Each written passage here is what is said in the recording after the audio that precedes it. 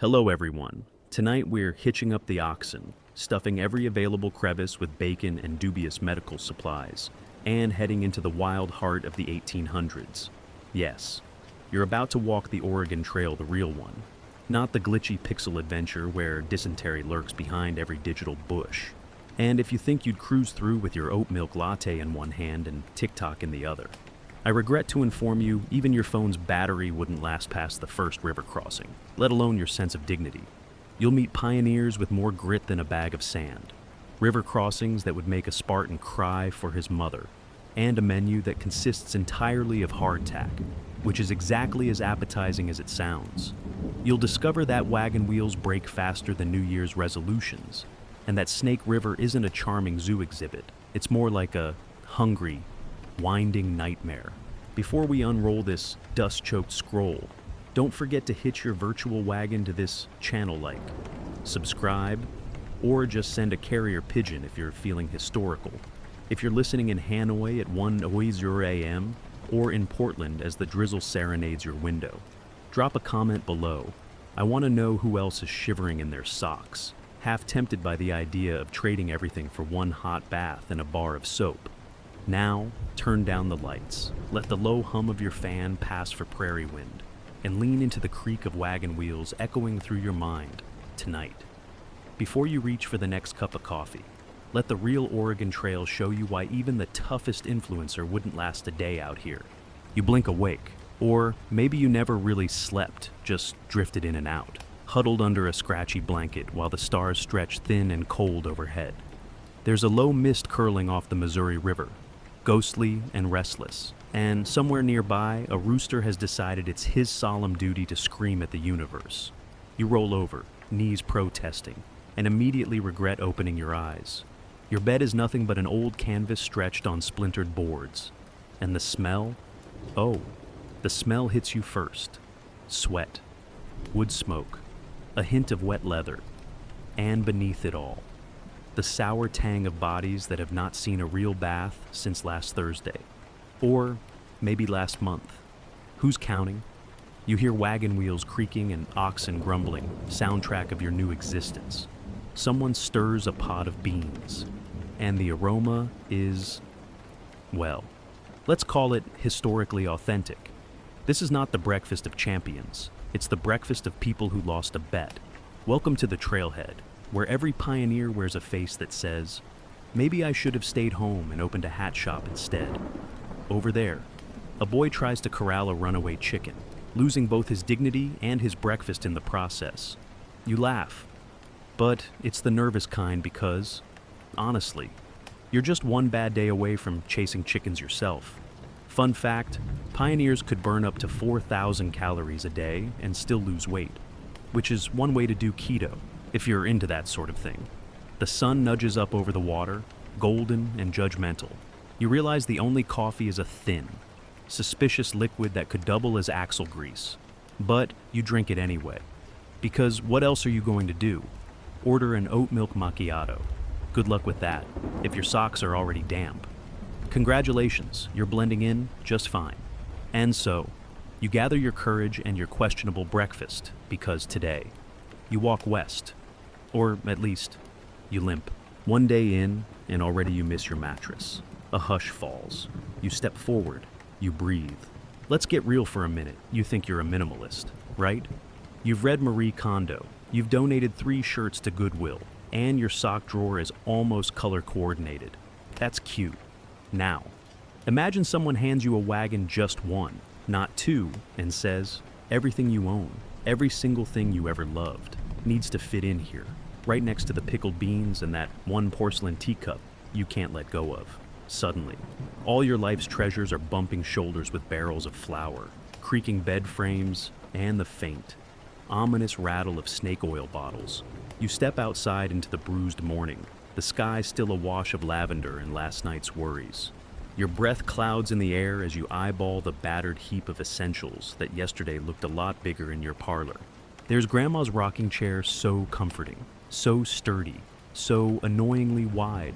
2 bales of dried apples, 3 bonnets, 4 suspiciously lightweight quilts, and your cousin Billy's violin, which everyone secretly hopes will fall off somewhere around Nebraska. The oxen are looking at you with that judgy cow stare, as if to say, "Are you sure you need all of this?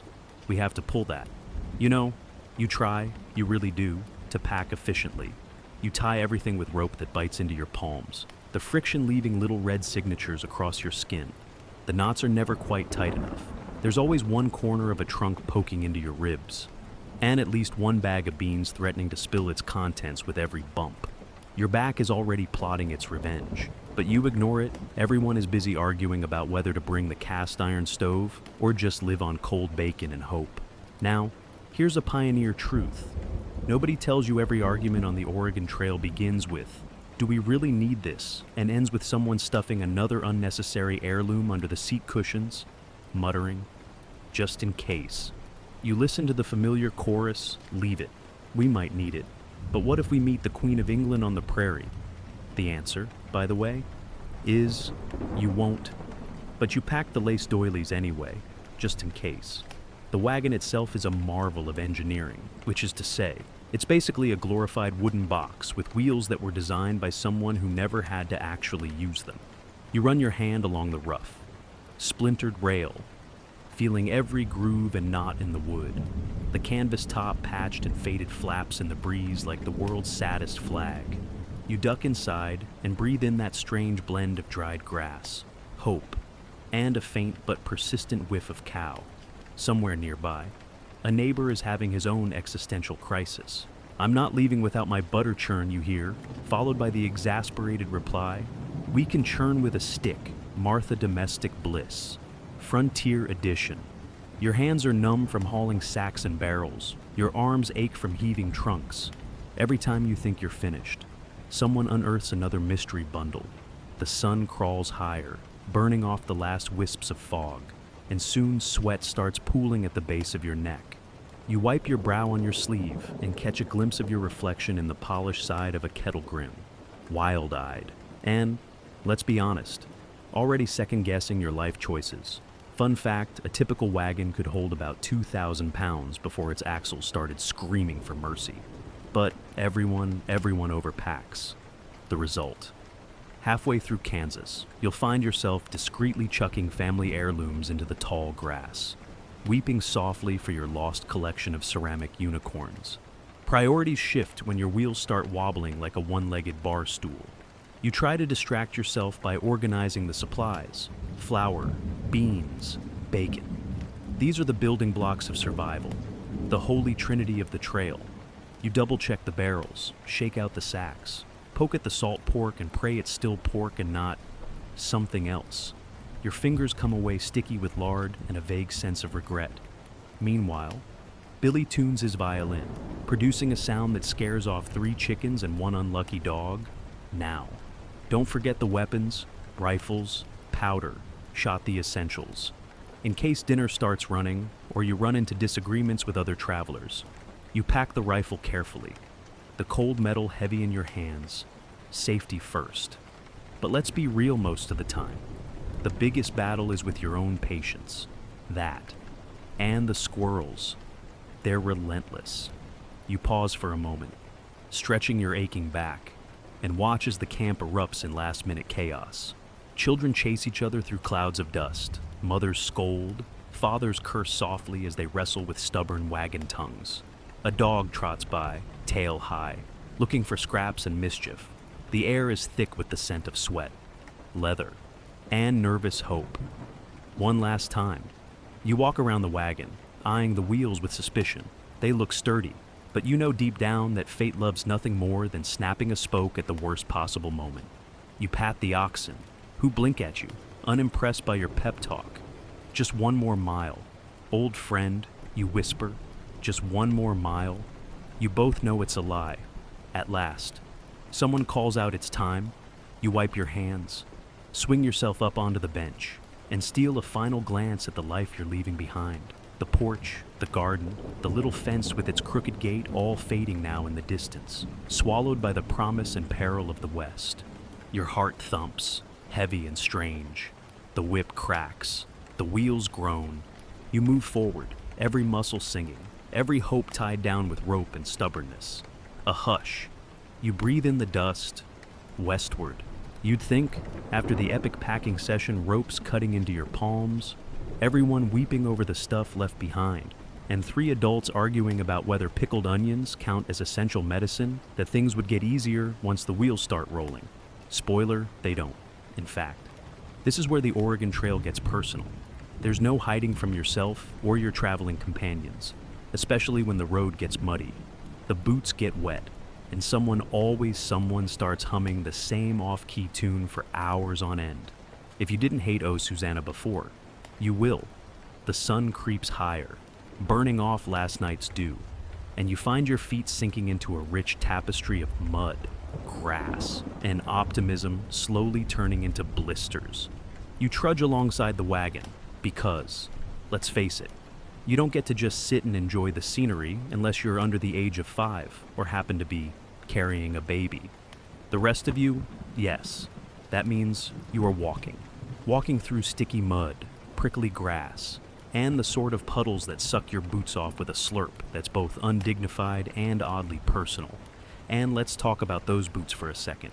Maybe you splurge before the trip, picking out a shiny pair that made you feel like a Wild West hero. Maybe they were handed down from your Uncle Ned, who swears by their character. Either way, by noon, your feet are threatening to secede from the Union. Each step is a new adventure. Will the sole peel off? Will your sock ride up? Bunching in a place you can't possibly reach without an acrobatic display that will make the oxen blush. The answer is yes. And also, yes. You glance up as someone nearby lets out a howl just to stub toe, but the kind of pain that radiates up to the heavens, or at least the bottom of your wagon. You sympathize, because only this morning you discovered that blisters can form between your toes, under your heel, and if you're truly unlucky on the one spot where the boot lining gave up, you limp, you wince, and you invent a few new words your mother would not approve of. Manifest destiny, they said. Adventure of a lifetime, they promised. Nobody mentioned blister balm in the travel guides. Of course, there's beauty. 2, the morning air, crisp and sharp as a new apple, fills your lungs as meadowlarks trill from somewhere just out of sight. Wildflowers bow and sway in the breeze, as if cheering you onward or maybe laughing at you. It's hard to tell. The sky stretches so wide and blue it makes your heart ache. And you wonder if the stories back home ever mentioned how big the world feels when there's no roof over your head. There's a sense of freedom here, even as your calves start plotting their escape. Soon enough, you learn the rhythm of the road: step, squish, slide, curse, repeat. You fall into line with the others, sharing commiserating glances and the kind of jokes that only make sense after 6 hours of unrelenting progress. Someone offers you a strip of bacon, hard, salty, and possibly older than you are. You accept it with gratitude and gnaw like a polite dog. The taste is robust. You decide not to ask questions. The bad is never far behind the good. At midday, the clouds gather, heavy and bruised, and the first fat drops of rain splatter against your already damp shoulders. The trail, which a moment ago was merely inconvenient, becomes a mess of sucking mud and tiny rivers that snake through your supplies. You watch as your boots fill with water, then resign yourself to the fact that dry feet are a privilege you may never know again. Each squelch is a reminder you're really here, doing this, one soggy step at a time. The children, somehow, seem immune to misery. They splash through puddles, shrieking with laughter, faces smeared with mud and glee. You envy them their resilience, their optimism, their willingness to see adventure where you see only laundry and lost socks. A little girl waves at you, her grin wide and wild, and you can't help but wave back, even as you feel a blister forming beneath your left pinky toe. You remember being young. Once, you wonder when that changed. Lunch is a hasty affair, taken standing beside the wagon while rain drips off the canvas in rhythmic plinks. Someone passes around a pot of beans so bland they might as well be waterlogged marbles. But you eat them anyway, hunger trumping dignity. The air smells of wet earth, wood smoke, and the faint, sour tang of damp wool. You try to keep your spirits up after all. This is the adventure you signed up for. Right. The afternoon brings a new set of challenges. The road, never straight, curves around groves of cottonwood and over gullies still slick from spring. The wheels catch on rocks, each jolt sending a shock up your spine. You learn to listen for the telltale creak that means trouble ahead. The oxen grunt, steady and determined, their breath steaming in the cool air. You pat one on the flank, whispering encouragement. Though you suspect you're really talking to yourself, you pass a marker in old, sun-bleached post, someone's initials carved deep into the grain, a tiny monument to those who came before, who walked this same road, felt this same ache. You pause for a heartbeat, fingers tracing the letters, then move on. There's no time for lingering, the trail waits for no one. By evening, your body is a symphony of complaints, shoulders tight, feet burning, calves twitching with every step. You collapse beside the fire, boots finally off, socks steaming in the cool dusk. Someone starts a song, low and slow, the melody curling up with the smoke. You join in, because what else is there to do? The stars blink overhead, cold and distant, and for a moment, everything is quiet. You breathe, you hush, westward. You wake up before dawn, shoulders stiff as the floorboards beneath your bedroll. And what's the first thing to greet you besides the aroma of slightly panicked livestock?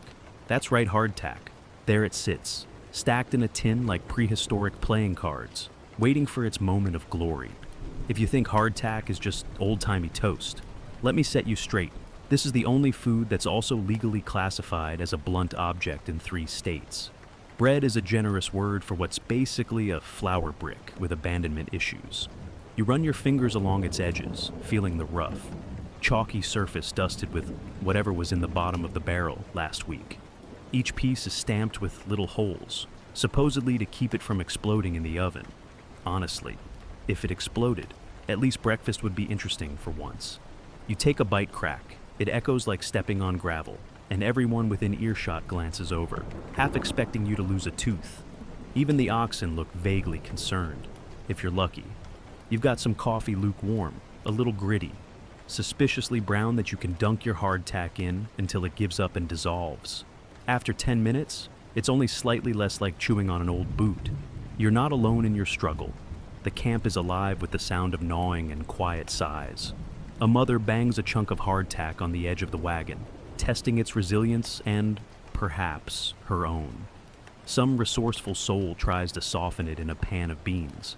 The result's interesting, unusual, and, according to one brave soul, a new way to experience regret. A rumor goes around that one man used hardtack to patch a wagon wheel, and it worked for 20 miles. No one is sure if this is a joke or a testimonial. Let's break it down. Hardtack is 3 ingredients: flour, water, and salt. That's it. No yeast, no sugar, no chance of a surprise. It's designed to never, ever go bad, which means it has the shelf life of a diamond and almost as much flavor. The army used it, sailors swore by it, and now here you are, wishing for just one slice of soft bread, or dare you dream a donut. You start to fantasize about things you'd never eat at home: limp cabbage, burnt toast, your cousin Billy's shoe, anything but this. Every meal is a small negotiation with hope. You nibble at the edges, feeling your jaw ache. You try to pretend it's a cracker, or maybe a biscotti, but it's not. It's the taste of compromise, of necessity, of westward ambitions gone slightly stale. When you're really desperate, you crumble a piece into your coffee, watching as it floats, sinks, and then re-emerges, still defiant.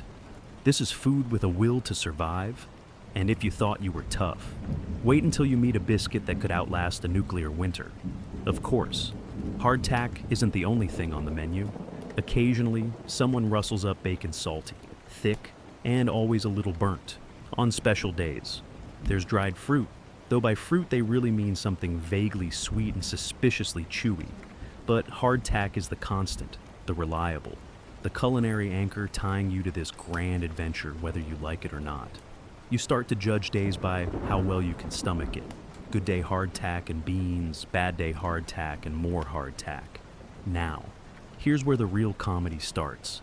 People get creative. They fry it, soak it, Even pound it to crumbs and stir it into stew. A favorite game is guess how old this piece is. Someone claims to have found a chunk dated 1841, which was probably just optimistic labeling, but nobody's willing to challenge it. You develop a system for biting, never go straight in. Always test the corners. If it bends, congratulations, you've just discovered a new breed of bread. If it shatters, check your dental insurance. Despite the jokes, there's a strange camaraderie in this shared suffering. Around the fire at night, you and your fellow travelers trade hardtack horror stories, comparing jaw strength and inventing increasingly ridiculous recipes: hardtack pancakes, hardtack souffle, hardtack surprise spoiler. It's just hardtack, but you close your eyes and hope for the best.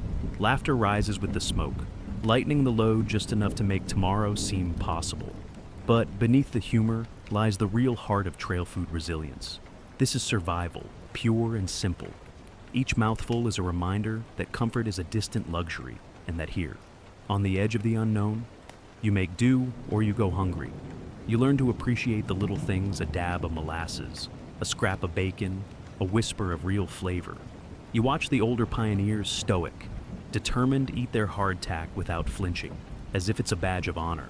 You wonder if you'll ever be that tough. The children, naturally, find ways to turn hardtack into entertainment.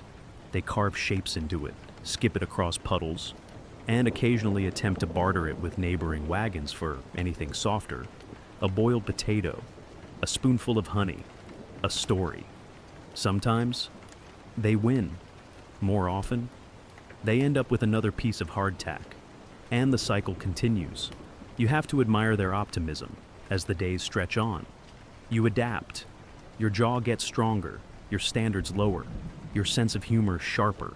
One morning, you catch yourself actually looking forward to breakfast. Not because you love hardtack, you don't. No one does, but because it means another night survived. Another step closer to Oregon.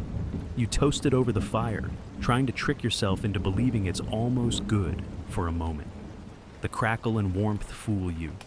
You take a bite, close your eyes, and imagine real bread. Just for a heartbeat. Evening falls. You sit by the embers, dust on your boots and a sliver of hardtack in your pocket. Someone passes around a flask, a rare treat.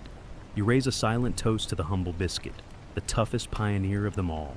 The firelight flickers, a hush settles, you breathe, and the west calls you onward.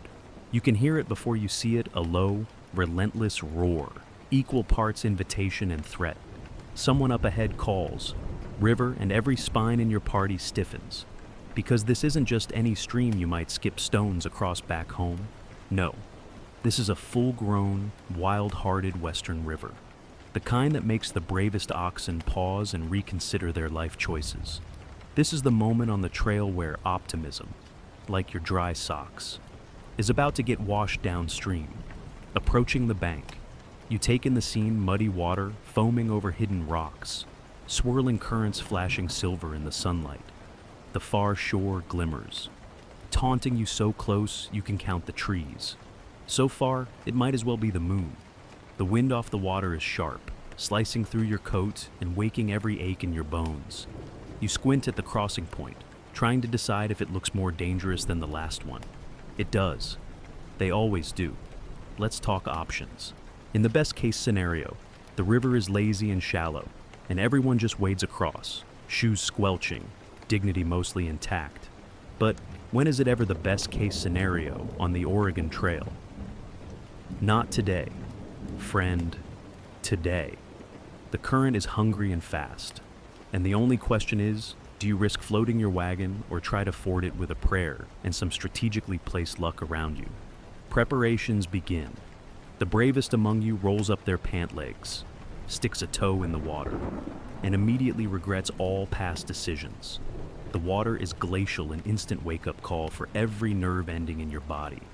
You hear muttered calculations, someone quoting Bible verses, and the unmistakable creak of wagon wheels being checked, double-checked, and quietly cursed at.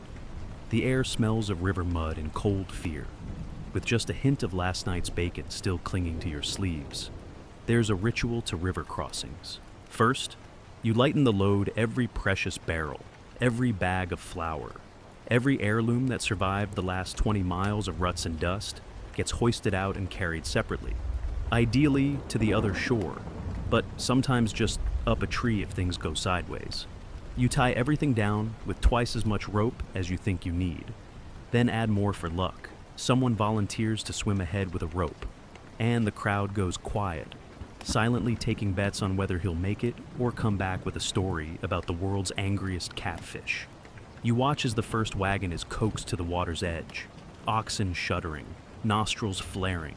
There's a moment, a collective holding of breath when everything is possible, and then the plunge. The wheels hit the water with a splash. The wagon creaks, and the oxen lunge forward.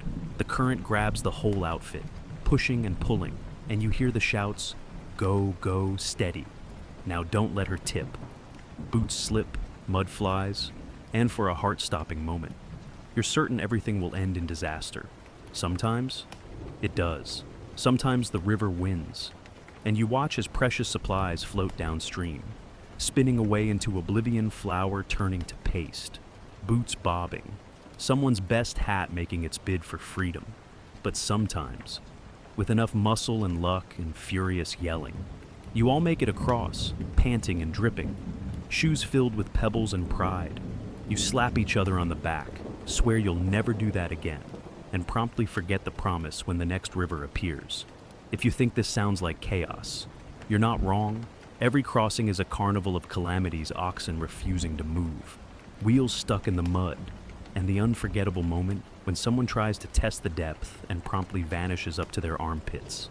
Children shriek with laughter or terror, sometimes both, and mothers grip little hands so tight you can practically hear the bones creak. There's always that one person who insists they know the best spot, and it's always the deepest part. And let's not forget the fashion choices. Wet wool is a sensory experience unlike any other. Your coat sags, your socks squish, and everything smells faintly of pond life. You squelch with every step, secretly grateful for the cold, because it numbs the embarrassment of falling on your behind in front of the whole wagon train. Of course, there are those legendary river crossing tales, the time Old Man Harper lost his pants and had to barter for a new pair at the next fort. Or when Sally McBride's bonnet floated all the way to Nebraska, or so the story goes. Around the evening fire, the river crossings become heroic epics, everyone exaggerating their bravery and conveniently forgetting about the part where they screamed like startled geese. The rivers themselves have personalities, some sly and shallow, others deep and brooding. The Platte might lull you into a false sense of security, then steal your frying pan for good measure. The Snake River, though, has a reputation fast, unpredictable, and colder than your ex's goodbye letter.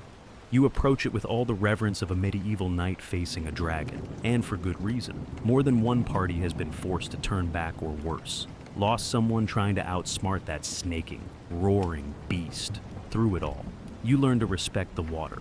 You learn to trust your fellow travelers, to share rope, advice, and, when needed, dry socks. You learn to laugh. Because what else can you do when the river has the last word and all your biscuits are soaked, when it's over, when you stand on the far shore, shivering, counting heads and supplies, you feel both exhausted and triumphant. You wring out your shirt, shake out your boots, and find yourself oddly grateful for the ordeal. There's something pure in facing a force bigger than yourself and coming out. If not dry, then at least not entirely defeated. The sun breaks through the clouds just as you set camp, a thin gold ribbon across the wild water. For a moment, you forget the chill, the mud, the weight of everything you almost lost. You made it. This time, the river murmurs behind you, cool and indifferent, waiting for the next dreamer bold or foolish enough to cross. A hush, a shiver, you breathe, and the trail moves on. There's a special kind of optimism that gets you onto the Oregon Trail, and a special kind of realism that kicks in the first time someone in your wagon party sneezes and everybody goes silent.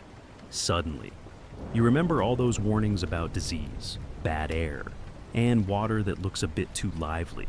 You wonder why the word dysentery always comes up in trail stories, and then you realize out here, It's not just a punchline in some ancient video game. Out here, it's a cough in the night, a fever at noon, a shadow that follows every wagon rut.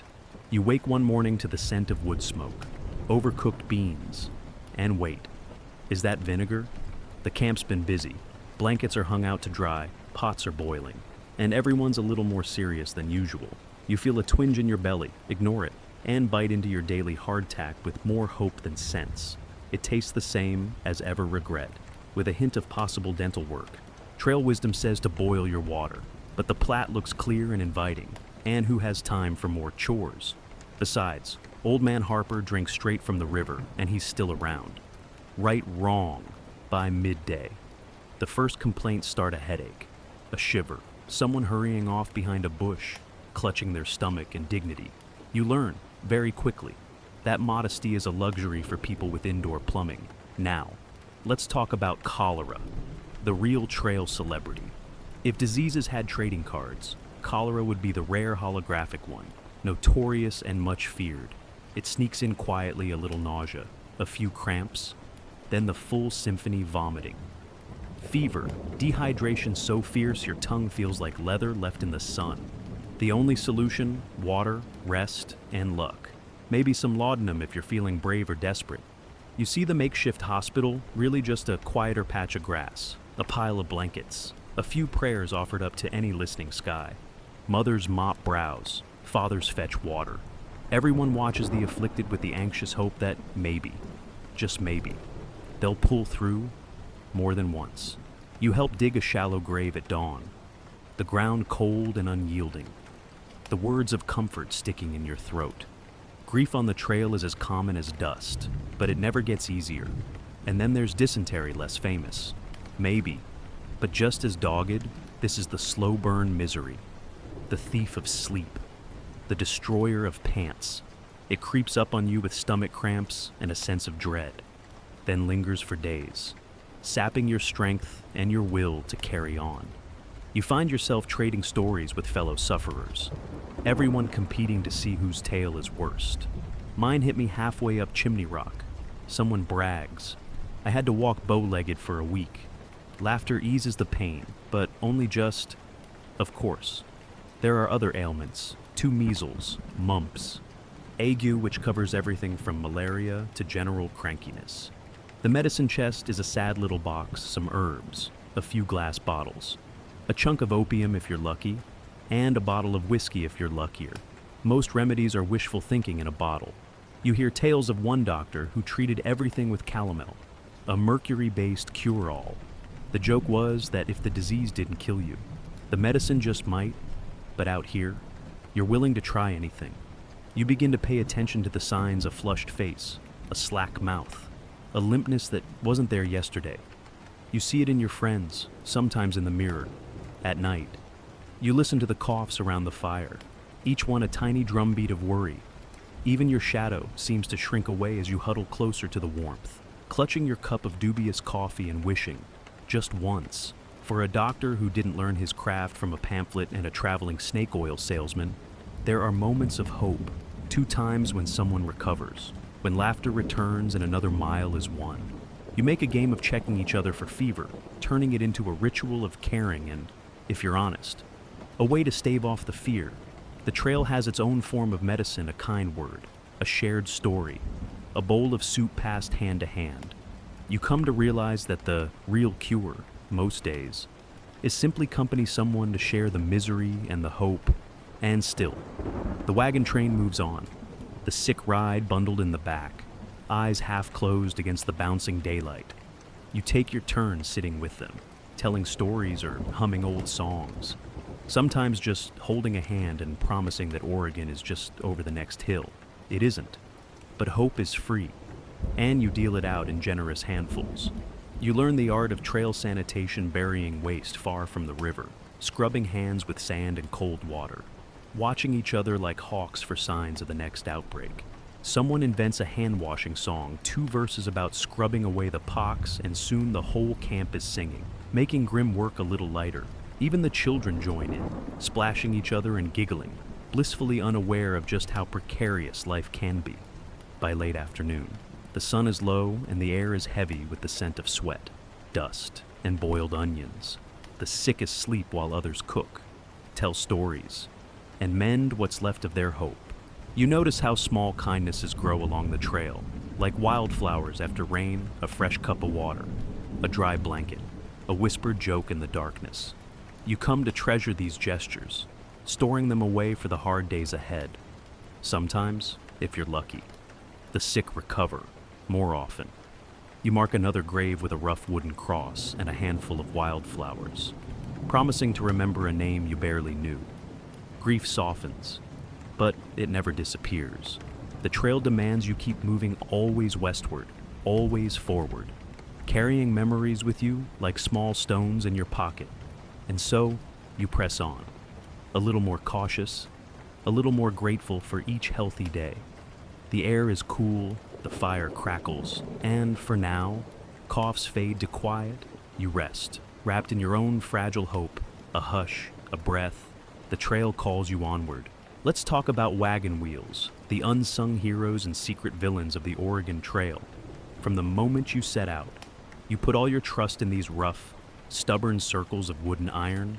They look sturdy enough, standing tall in the morning mist, but out here, everything is only as strong as its weakest spoke. And the trail, oh, the trail is littered with the wreckage of optimism, wheel shards, and more than a few hopes crushed flatter than a pancake at a Sunday social. You don't really think about the wheels at first, not while you're busy shoving barrels and crates and, let's be honest, questionable life decisions into the wagon. Not while the oxen are fresh and the horizon feels endless. You only start thinking about them after the first few days, when every bump feels personal and the creak of wood under strain becomes your new soundtrack. There's an art to listening to a wagon, the slow groan on an uphill, the jangle over rocks, the dreaded crack that makes every heart skip a beat. And nothing sobers up a camp faster than the sight of a wheel sitting lopsided in the dust. There it is, a broken wheel, not dramatic, not explosive, just sad. One moment you're rolling along, dreaming of Oregon and maybe a hot bath, and the next, you're stopped dead, staring at splinters and a tire half off the rim. You kneel in the dirt, sweat stinging your eyes, and suddenly that do-it-yourself pioneer spirit doesn't seem quite as romantic as it did back in the travel brochures. You curse the wood, the trail, the guy who sold you this wagon in the first place, and, if you're honest, your own hubris. Fixing a wheel is a group activity, a cross between community therapy and a wrestling match with nature. First, you unload half the wagon flour, bacon, blankets, and all those treasures you swore were essential but now look suspiciously heavy. Next, you hunt for the toolkit hammer, nails, maybe a length of spare iron if you're lucky. If you're unlucky, you improvise, which is a nice way of saying you try to solve a structural engineering problem with a rock and some creative swearing. The sun, of course, waits for no one. It climbs higher, beating down on your hatless head, turning the back of your neck the color of smoked ham. Dust swirls with every movement, sticking to your sweat and getting into places you didn't know you had. Splinters become the day's souvenir, embedded in your palms and patience alike. Kids offer help, which mostly means chasing each other with the wooden mallet until someone screams. The adults keep up a steady stream of advice, all of it conflicting. You need to shave that peg down. No, wedge it tighter. Try cussing louder, that'll fix it. For the record, it won't. There's a camaraderie in this misery. Every pioneer on the trail has been here, kneeling in the dust, bargaining with the universe for just one more day of smooth rolling. You swap stories about the time the Henderson's wheel fell off halfway across the prairie, or the legend of Widow McAllister, who allegedly carved a new wheel from a single tree in 3 hours, fueled entirely by rage and cold coffee. Her wagon, it's said, never squeaked again. Sometimes. You're lucky the brake is small, the tools sharp, and you're rolling again before the sun hits its peak. Other days, it's a trial of patience and ingenuity. You use anything you can find rawhide for lashings, bits of tin, even strips of old shirts. There's a joke that by the time you reach Oregon, half your wagon will be held together by hope and hairpins. And honestly, it doesn't feel like much of a joke when you're elbow deep in axle grease. And the fear, the real, gnawing fear is that this wheel won't be the last. You start eyeing every rut and stone with suspicion, wincing at every sharp jolt, The trail itself seems to conspire against you, hidden routes, unexpected dips, rocks perfectly positioned to inflict maximum chaos. Each day becomes a bet against the universe, and the house always has the advantage. But the wheels are only part of the story. Every breakdown is a pause, an enforced moment of stillness on a journey built on relentless motion. You look up from your repairs, hands aching, and realize you're in the middle of nowhere prairie stretching to infinity. Birds wheeling overhead, the wind sighing through the grass like it knows every secret you carry. It's humbling, sometimes beautiful, sometimes terrifying, often both. Breakdowns bring out the best and worst in people.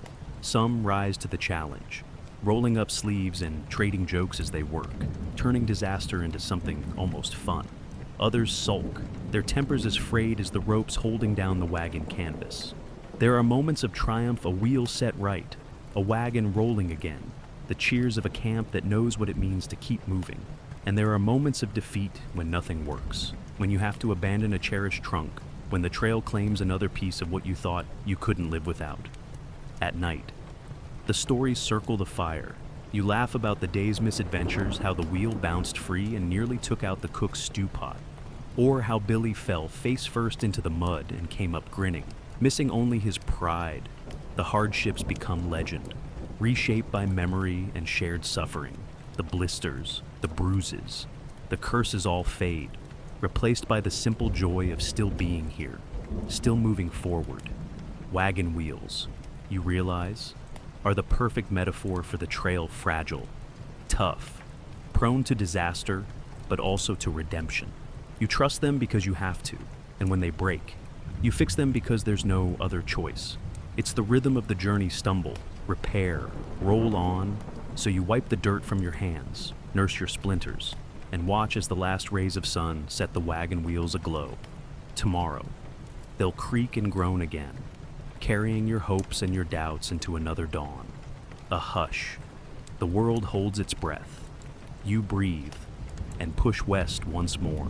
There comes a point on every journey where hope gets thin, supplies run thinner, and you'd trade a winning lottery ticket if you had one, or even knew what that was for a decent cup of coffee and a pair of socks without holes. That's when you see it, the trading post, rising from the dust like a mirage, half promised land and half yard sale run by pirates. You catch a whiff of something roasted, something sweet, something expensive, and suddenly your tired feet find new purpose.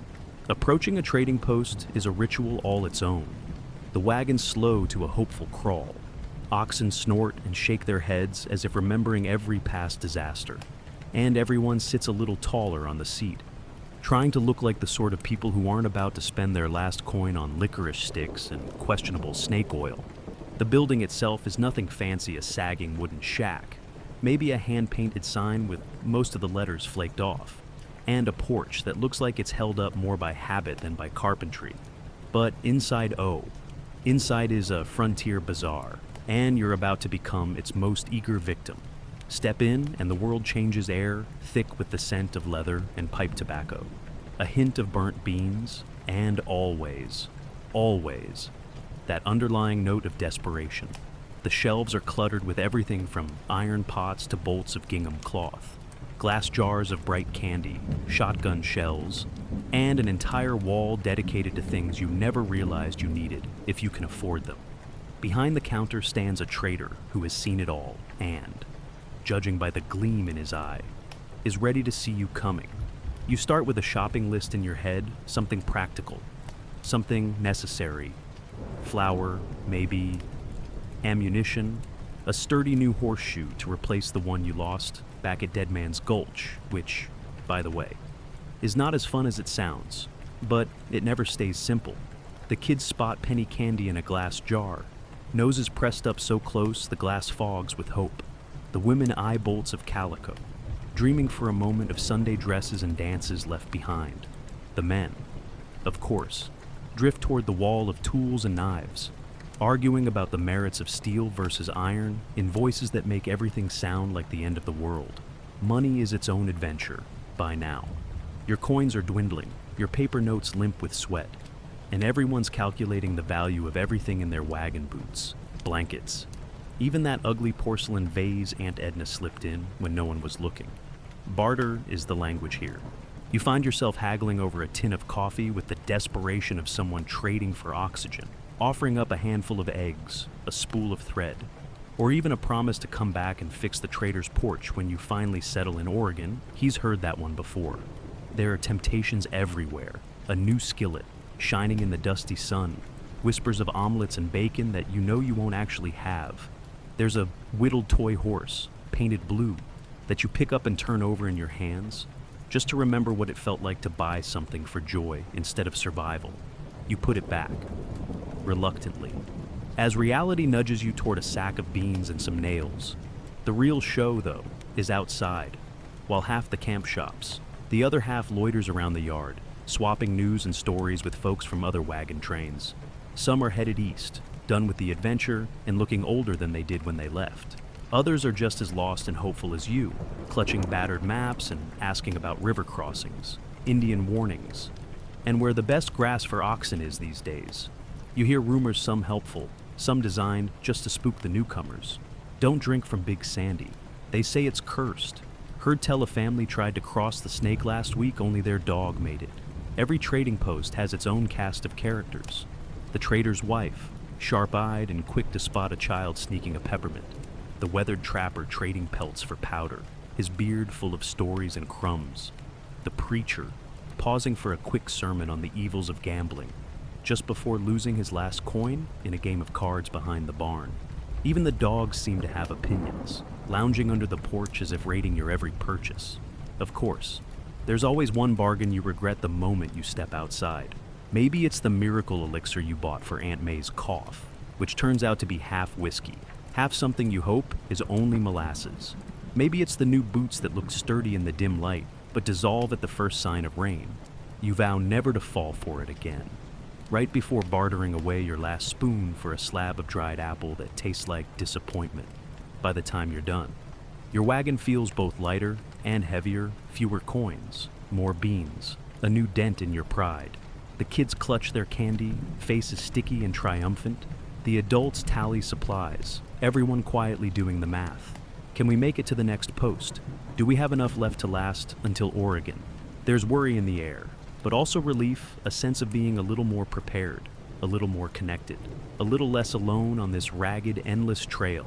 As you pull away, the trading post recedes into the dust, a crooked silhouette against the sinking sun. You promise yourself that next time, you'll be smarter, tougher, a little less dazzled by the bright, impossible promise of civilization at the edge of the wild. But deep down, you know you'll always be tempted by the hope of something new, something better. Just over the next rise, the wheels creak, the oxen snort, and the prairie opens before you again. The scents of leather, coffee, and adventure linger in your clothes as you ride west. A few coins poorer, but maybe a little richer in spirit. A hush settles. You breathe, and onward you roll. You're starting to think the only things that grow on the prairie are sagebrush, disappointment, van hung kai ban, hardtack, hong bao gio het. The sun bakes the grass yellow. The wind hisses like a snake in a temper, and you'd give anything for something that moves, breathes, and if fortune really smiles, has four legs, and an unfortunate lack of self-preservation, that's when you spot them, at first. It's just a smudge against the shimmering horizon, black dots swirling in the midday heat. But as you trudge along, the dots become shapes humps, horns, a living tide rolling across the land, buffalo, bison, whatever you call them. They are more myth than animal out here, part of every story and every hungry daydream. The camp comes alive. At the first sighting, kids scramble up onto the wagon wheels for a better look. Adults squint and shade their eyes, and the old-timers start telling the same stories about the time the herd stopped a train, or the time I almost lost my hat and my lunch trying to shoot one. You'd roll your eyes, but honestly, you're too hungry. The ground vibrates, a low, thrilling rumble you feel through your boots, up your bones, right into your stubborn, growling stomach. Even the oxen perk up, their noses twitching with a mix of hope and anxiety. There's something primal about this meat on the hoof, Life rolling by in thunder and dust. The answer to every tired prayer for protein that isn't salted until it glows. But, of course, it's never as easy as see buffalo. Eat buffalo? No, no. First comes the plotting. The men gather, voices low and excited, debating strategies with all the seriousness of generals before battle. Who's the best shot? Who's got powder to spare? Can you get close without spooking the herd? Someone, always, suggests just chasing them on foot, and everyone else laughs until they remember last time. When Cousin Fred tried and spent the next week limping and muttering about wild eyes and trampling feet. You check your rifle old, but trustworthy, and make a silent deal with whatever spirits watch over both buffalo and bungling hunters. Off you go, creeping through the waving grass, every sense alert. The sun burns on your neck, sweat trickles down your back, and the wind brings the scent of something musky and wild, heart pounding. You crouch low, eyes locked on the nearest shaggy giant. Up close, they are enormous shoulders as broad as a dinner table, heads lowered, horns sweeping like the handles of destiny itself. Your mouth waters, your hands shake. One shot, one chance. The moment comes, someone fires, the crack echoing across the endless prairie. And then chaos explodes. The herd surges, thousands of hooves pounding the ground, raising dust clouds that sting your eyes and fill your nose with the acrid tang of earth and adrenaline. It's a storm made of muscle and panic, a ballet of near misses and wild shouts. Your own shot goes wide, ricocheting off into legend for a few wild heartbeats. You're swept up in the noise and movement, a tiny human against an ancient, unstoppable tide. And then, just as suddenly, it's over. The herd gallops away, a river of brown and black rolling over the next hill, leaving behind trampled grass, shaking hands, and, with luck, a fallen buffalo or two. The successful hunter may be you, maybe not raises a shout. Cheers and laughter erupt, the tension melting into backslaps and bad jokes about fresh steak tonight and who's got the salt. You stand over the fallen beast, all mingling with gratitude and a bit of sadness. Out here, meat is a gift and a responsibility, and nobody wastes a single part. The work begins messy, necessary, exhausting. Knives flash, hands work quick and sure, skinning, carving, dividing the bounty. The children watch wide-eyed or scurry off to find sticks for the fire. Someone starts a pot of coffee strong enough to wake the dead, and the whole camp buzzes with energy, drawn by the promise of fresh fat and red meat after weeks of rations that taste like dust and old regret. There's a ritual to the meal. The first steaks are charred over open flames, juices spitting, fat sizzling and scenting the air with pure heaven. You bite in, and everything, the grit, the worry, the endless walking falls away for a moment of pure, primal satisfaction. It's chewy, smoky, probably undercooked, but you've never tasted anything so glorious. Even the beans taste better tonight. For dessert, more buffalo, naturally tongue, marrow, liver, nothing wasted. As you eat, stories flow. Someone swears the herd was twice as big back in their day. Another describes how native hunters could bring down a buffalo with nothing but bows and absolute nerve. Everyone nods in respect, because after today, you know exactly how much nerve that would take. Laughter rises, hunger fades, and for a rare, shimmering evening, you feel rich, full, alive. Of course, there's cleanup, hands stained red, clothes that will never truly come clean again, and a stack of bones piled high as the sun set.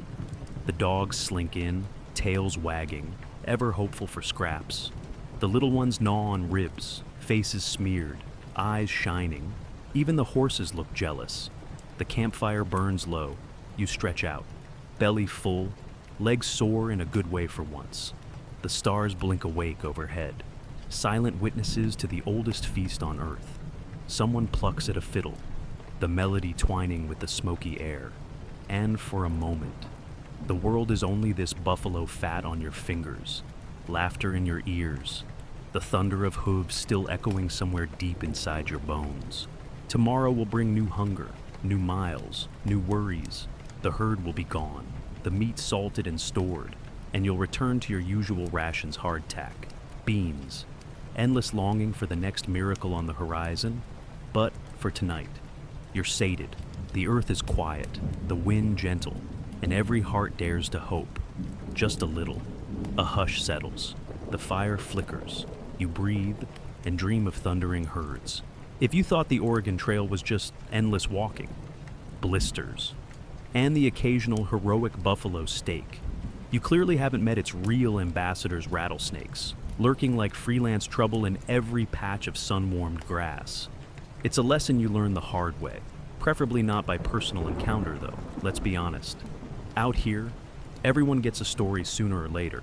Maybe you'll step just a little too close to a flat rock and hear that unmistakable dry rattle, the closest thing to a prairie alarm system you'll ever experience.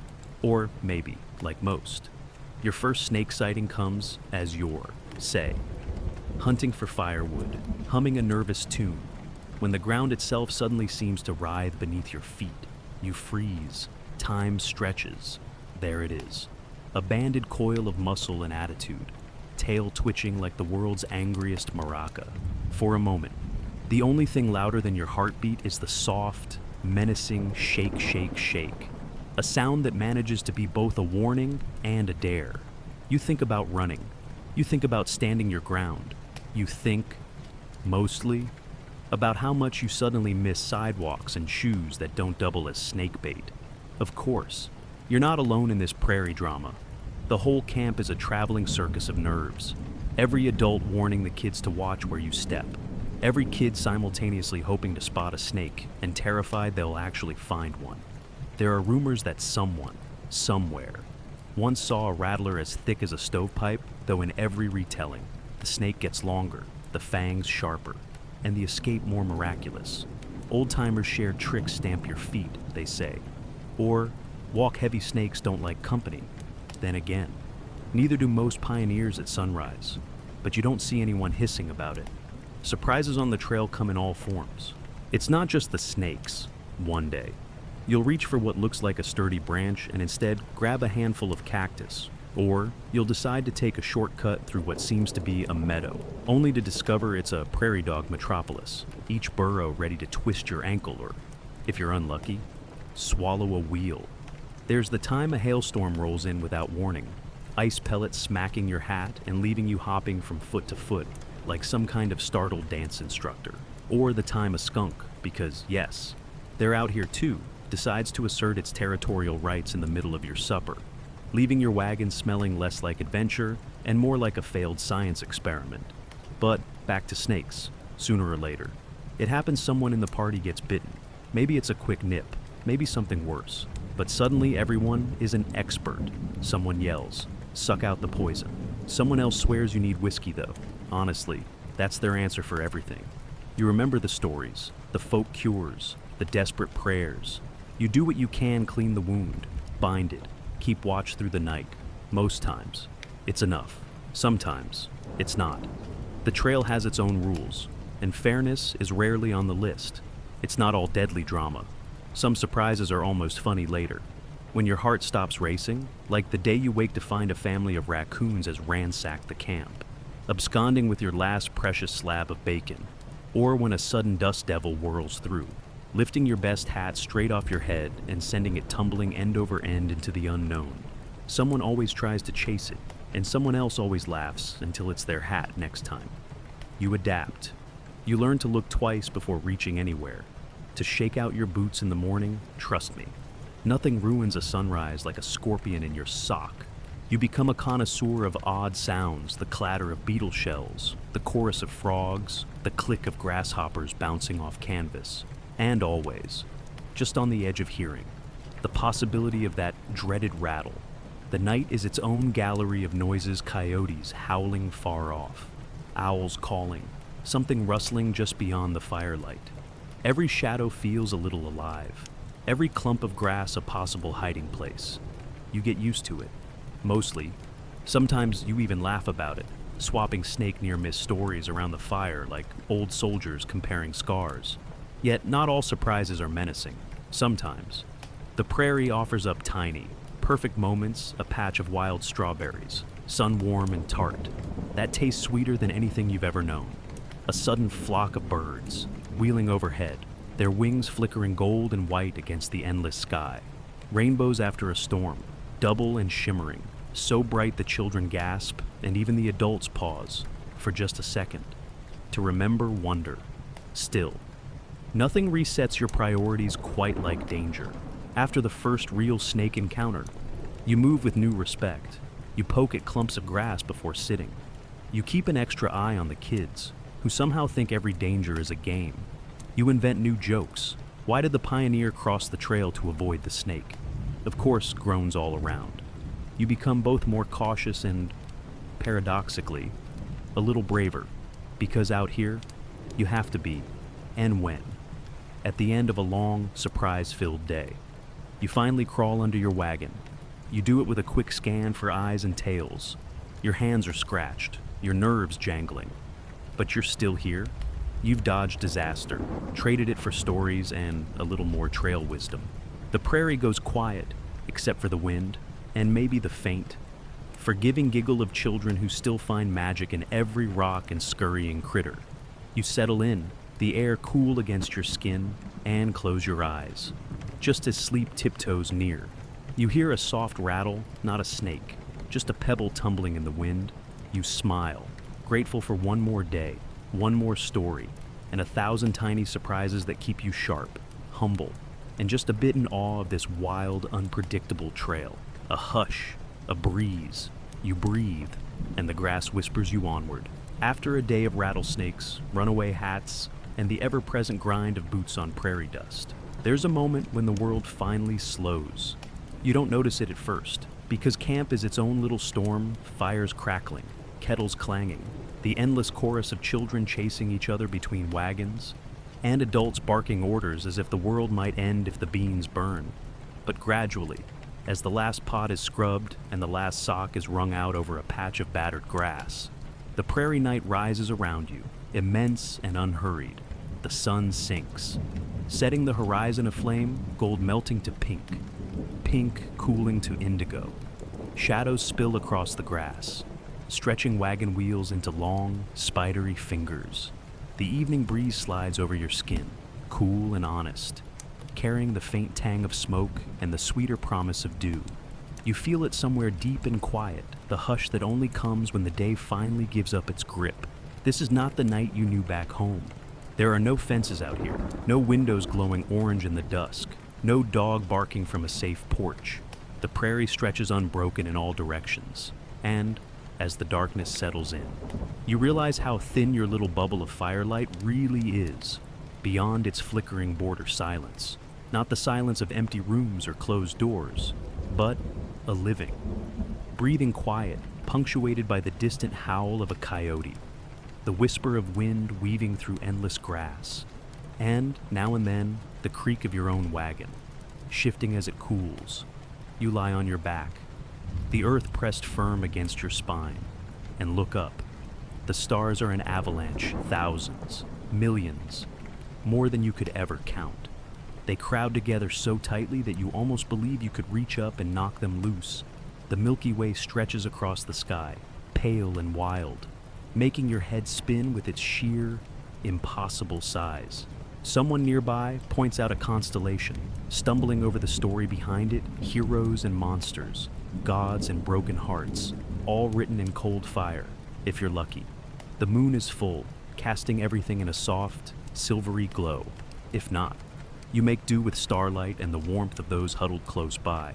You hear the subtle symphony of nighttime, the rhythmic chirr of crickets, the far-off hoot of an owl, the gentle snuffling of oxen settling down for their own well-earned rest. Now and then, a snore erupts from the other side of camp, loud enough to scare small animals, or at least startle the sleeper awake.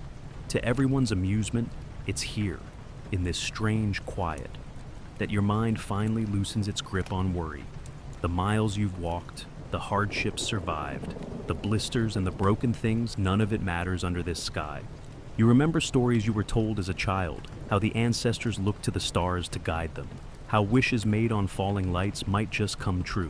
If you believed hard enough, you find yourself whispering little hopes into the darkness, embarrassed, but unable to stop. Out here, everything feels possible. Or maybe, everything feels so much bigger than you that even failure seems small. But make no mistake, prairie nights are not all gentle wonder. The silence can turn sharp, slicing away the distractions of the day. You become aware of every ache in your body, every hunger not yet satisfied, every fear you keep hidden for daylight hours. The loneliness is a living thing, crawling in the spaces between campfires. There are nights when someone in the party sits up late, poking at the coals, eyes fixed on the dark like they're hoping for an answer, or a sign, or even a friendly ghost. Sometimes, you're that someone. If you listen closely, you'll hear more than wind. You'll hear soft conversations, two friends sharing a secret, a mother humming to a restless child, a couple arguing quietly over some ancient disagreement that somehow survived the crossing. Laughter still happens.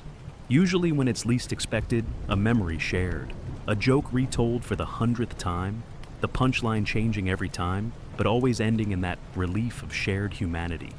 Out beyond the wagons, prairie dogs chirp and burrow, deer move like shadows at the edge of vision, and somewhere, always, a fox plots the most spectacular heist of leftover bacon ever attempted. The world is alive in a way that feels both intimate and untouchable. You settle deeper into your blankets, the night's chill slowly creeping in, the fabric smells of wood smoke and sweat, but also safety, the kind of safety that comes from being exactly where you are, with exactly the people you're with. The oxen shuffle, a wheel creaks, someone coughs quietly, and in the vastness of it all, you feel, if only for a moment, content, not happy, exactly, but anchored, like a leaf caught in the slow, steady drift of the river. Sometimes, just before you slip away into dreams, you remember where you are, not just on a map, but in history, a speck on a line stretching from crowded cities and old worries to the far, green promise of Oregon. You think about everyone who has ever stared up at these same stars, frightened and hopeful, tired but unwilling to stop. You are part of something bigger, a story so sprawling that the prairie itself seems to whisper it under your head. And as the last embers fade, you let the silence in, not as a threat but as a balm. Tomorrow, there will be more noise, more dust, more laughter and complaints. But tonight, there is only this strange, beautiful quiet, a gift as rare as rain in the high summer, a hush, a deep breath. You let the silence carry you onward. There's a particular flavor of night on the Oregon Trail when the quiet is just a little too perfect, a little too deep. You know the feeling the fires burned low, the last whispered jokes have faded, and even the crickets seem to be holding their breath. You nestle deeper into your blankets, the earth cool and reassuring beneath you. Maybe one last lazy thought drifting through your head about buffalo steaks or your feather bed back home. And then, from somewhere in the dark, the world erupts. It starts with a sound you don't recognize, something halfway between a low roll of thunder and the angry grumbling of a dozen over-caffeinated oxen. You blink awake, heart skipping, and, in the next moment, chaos is everywhere. There's a pounding, a wild, muscular rumble that you feel as much as hear, the very ground beneath you trembling with panic and power. Stampede, someone screams, and now everyone is up and running, bare feet thumping, hearts hammering, every thought but survival gone clean out of your head. Here's the secret about stampedes. They're not just dramatic stories you'll tell later to wide-eyed grandkids. They're genuinely terrifying, a living river of hooves, muscle, and fear, unstoppable once in motion. Sometimes it's the cattle, sometimes the oxen, sometimes even a herd of wild mustangs caught in the moonlight, startled by a coyote or, more likely, the snoring of a particularly enthusiastic uncle, whatever the cause. Once it starts, the only thing you can do is hope you're not in the way. You stumble into the open, half awake and all adrenaline. Lanterns swing, casting wild, jumping shadows. The noise is everywhere, shouts, crashes, the wild bellowing of animals, the sharp, panicked orders of every grown-up trying to restore some scrap of control. You can't see the herd. Not at first, just dust and the flash of horns and hooves beneath the sliver of a moon. Someone yells for everyone to scatter, and you don't need to be told twice. Instinct takes over. You grab the nearest little one by the arm and dart behind a wagon, shoving both of you into the smallest space you can find. Wood creaks, canvas flaps, the world rocks on its axis. You can feel the vibrations through your ribs, rattling every bone, each heartbeat a frantic drum solo, all around. People call to each other, counting heads, praying no one's lost, cursing the fate that brought them westward with animals more stubborn than politicians in an election year. What started the stampede out here? Anything will do. A sudden shout, a startled dog, the distant boom of thunder, or sometimes just the quiet, simmering anxiety of too many hooves and not enough patience. Sometimes you find out later it was something as simple as a rattlesnake slithering under a yoke, sending one ox leaping in terror and the rest of the herd along for the ride. You realize, not for the first time, that your life is now tangled up with beasts whose brains are smaller than your hand, but whose panic can flatten a wagon and carry it a mile before breakfast. It's over almost as fast as it began. The herd sweeps past, a wild, living storm, and then nothing. Silence rushes in, loud and bruised. You stand, heart still hammering, and blink at the world made strange by moonlight and dust. People call out, counting noses, checking for the missing, clutching each other with relief and shaky laughter. Sometimes, miraculously, no one's hurt. Sometimes, there are losses: a wagon toppled, supplies scattered, a family pet gone, or, heartbreakingly, worse, you taste the grit on your tongue and wonder how you'll ever feel safe again. But here's the funny thing about mayhem. It has a way of turning itself into memory faster than anything else. By sunrise, the camp is already piecing together the story, each person adding their version, the animals growing faster, wilder, more legendary in the retelling. Someone mimes the way Old Bill dove for cover and landed in the water bucket, and suddenly the fear is washed away by laughter. The little ones are wide-eyed with excitement, last night's terror already transformed into the best story they'll tell for weeks. You spend the morning collecting what's left, barrels knocked loose, blankets dragged halfway to the next county, a pile of beans now feeding a very happy army of prairie dogs. You survey the wagons for damage, eyeing every bent wheel and split board with weary resignation. There's work to do, always. But now it's colored by relief. The sun climbs high and hot, drying sweat and fear in equal measure. As you help right a toppled wagon, you glance up and catch the eyes of your neighbors. There's a bond now, invisible but solid, the kind of trust forged only in shared disaster. You don't have to say anything. The nods, the shoulder claps, the tired grins say it all. You're still here, you're still moving. If that isn't a kind of victory, what is? Of course, stampedes aren't the only flavor of midnight chaos. There are nights when lightning turns the sky into a carnival, thunder rolling across the plains like distant war drums, rain hammering down until the camp becomes a floating archipelago of misery and jokes about building an ark. There are times when the wind howls, tearing at the tents, driving sand into every fold of your clothes and every orifice you didn't know you had. You discover, to your deep displeasure, that nothing travels faster than the rumor of a bear just outside the firelight, or a wildcat, or even just the neighbor's very irritable pig. Yet somehow, every morning, the world is still turning. You patch the damage, laugh off the worst of it, and add last night's adventures to the long, winding tapestry of the trail. Your nerves may be a little more frayed, your sleep a little less restful, but you're toughening up in ways you never thought possible. You learn to fall asleep with one ear open, your boots close at hand, your heart braced for whatever new absurdity the night might throw at you. When dusk falls again and the prairie turns blue and gold, you look out at the herd now settled, grazing peacefully as if nothing happened, and feel a grudging respect. For all the danger, for all the mayhem. These animals are part of your story now.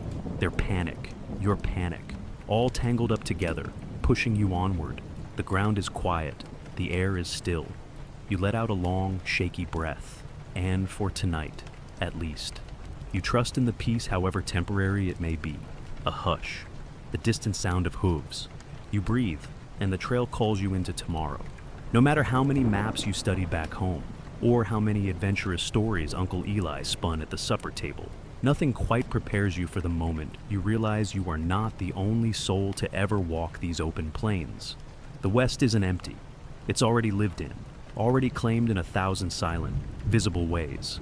It starts, as most things do on the Oregon Trail, with a feeling a prickle at the back of your neck, a glimpse of something moving along a distant ridge, the faint, drifting scent of wood smoke on a morning breeze.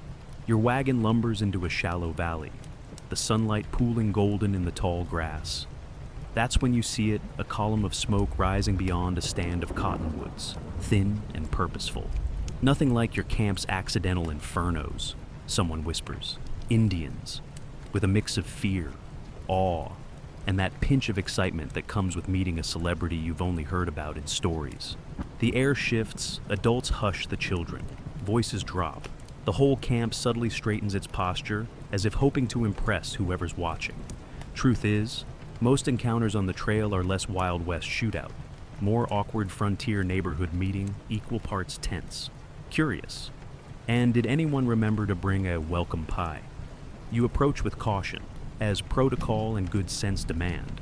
It's not uncommon for a small party of native people, Shoshone, Umatilla, Cayuse, or any number of other nations to appear, riding out from the trees with quiet, measured grace that makes your wagon train look like a traveling parade of circus bears.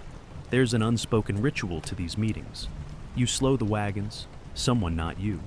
You hope steps forward as leader, often just the person who looks the least nervous or is holding a peace pipe with reasonable confidence.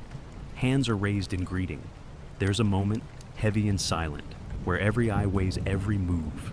You catch the scent of sage, the crackle of a distant fire, the soft jingle of beaded ornaments, details as sharp as the tension in the air. Then, conversations halting at first, sometimes through interpreters, often with more pointing and gesturing than words. Sometimes, trade is proposed, beads, cloth, metal tools, and if you're lucky, fresh salmon or a handful of bitterroot roots.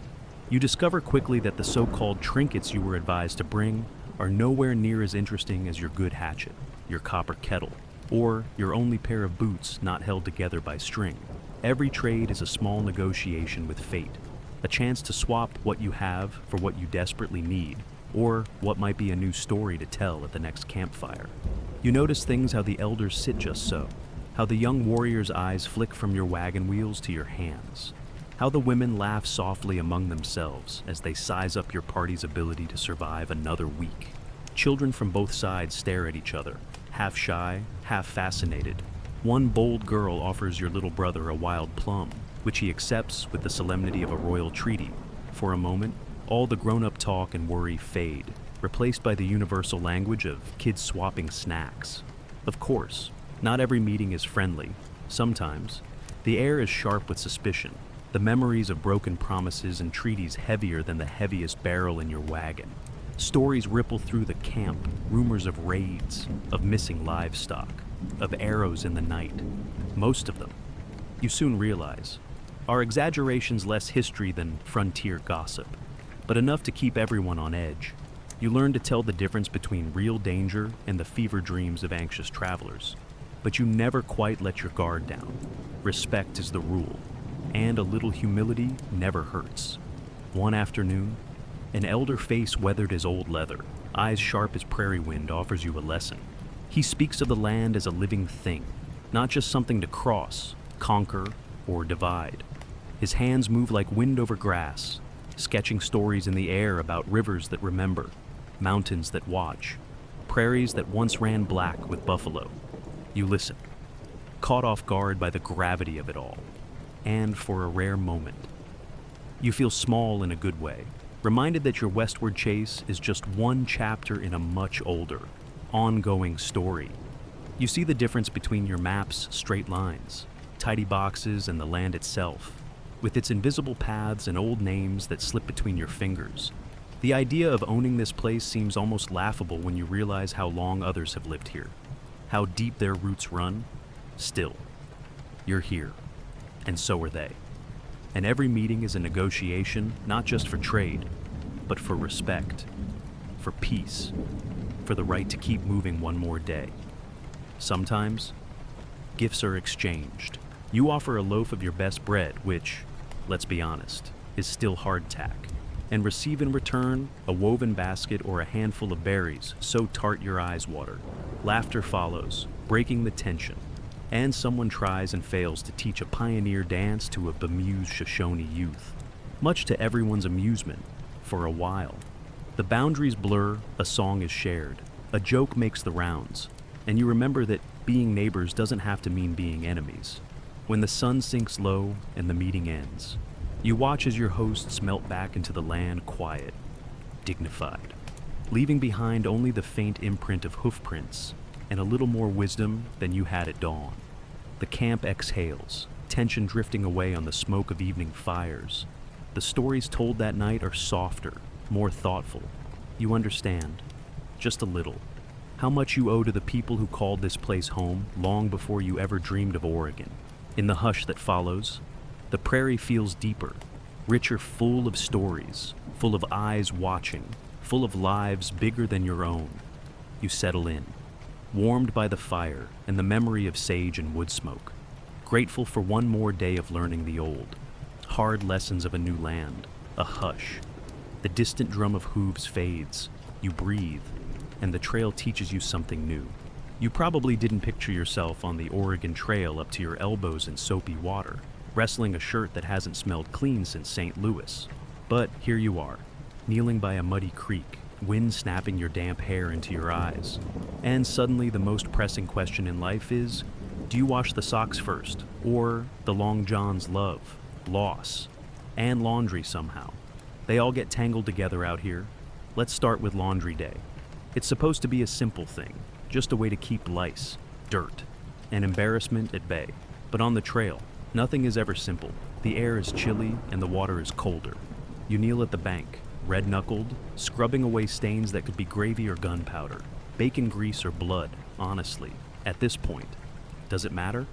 Someone else is beating a rug on a rock with the kind of fury usually reserved for family feuds.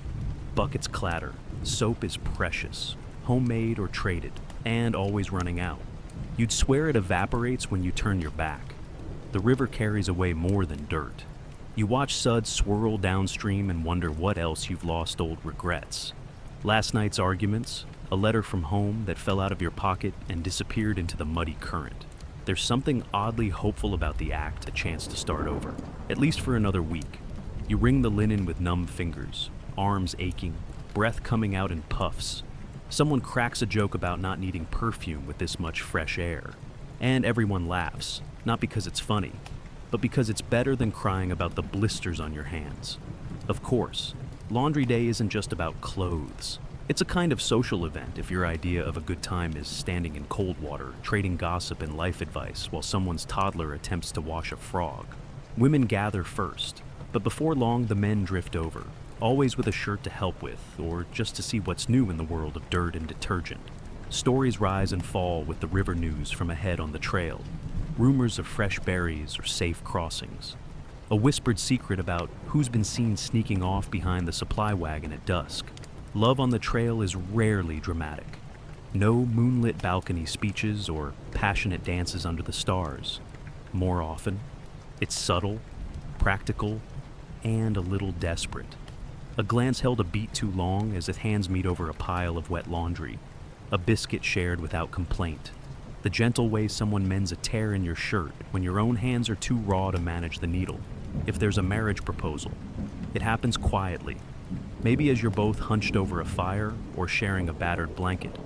Out here, love is a survival skill, an act of faith as much as a feeling.